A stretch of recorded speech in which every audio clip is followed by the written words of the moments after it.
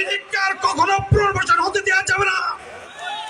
আর সেই কারণে বিএনপিকে রাষ্ট্রীয় ক্ষমতায় আনতে হবে বন্ধুরা আমার। তারেক রহমানকে প্রধানমন্ত্রী করতে হবে।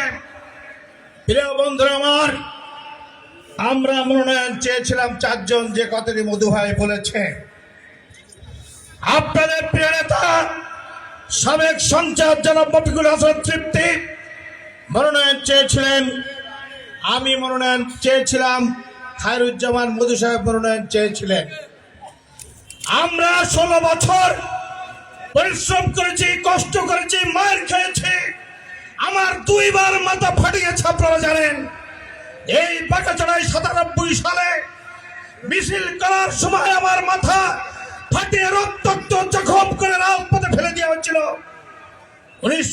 2023 সালে বিএনপির কর্মসূচি পালন করার সময় সারসায় যখন আমি সহ আমাদের নেতা রফিকুল হাসান তৃপ্তি এবং সাবু সাহেব জেলার সভাপতি উপস্থিত থেকে যখন প্রোগ্রাম করার চিন্তা করছি, যুবলীগের কর্মীরা তখন এসে আমাদের মারধর করে আমাকে মাথা ফাটিয়ে রক্তাক্ত করেছিল।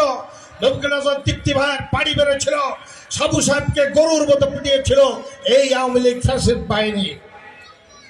প্রিয় বন্ধুরা আমার, আমরা মনোনয়ন চেয়েছিলাম, আমরা মনোনয়ন পাইনি।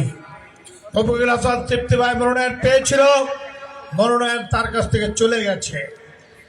কিন্তু তারপরেও কিন্তু আমরা নির্বাচন করতে এসেছি। আজকে তৃপ্তি ভাইও কিন্তু এখানে এসেছে, আমি এসেছি।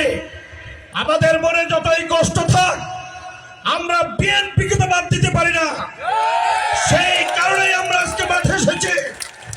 বিএনপির প্রার্থীকে ধানের শীষে ভোট দেওয়ার কথা বলার জন্যই আমরা আপনাদের কাছে এসেছি। প্রিয় বন্ধু আমার, আমাদের দলকে টিকে রাখতে হবে, আমাদের দলকে শক্তিশালী করতে হবে, সেই আমাদের দলকে ক্ষমতায় আনতে হবে, তারেক রহমানকে প্রধানমন্ত্রী করতে হবে বাংলাদেশে।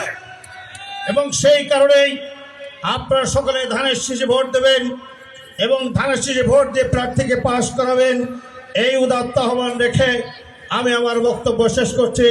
খুদা হাফেজ। বাংলাদেশ জিন্দাবাদ।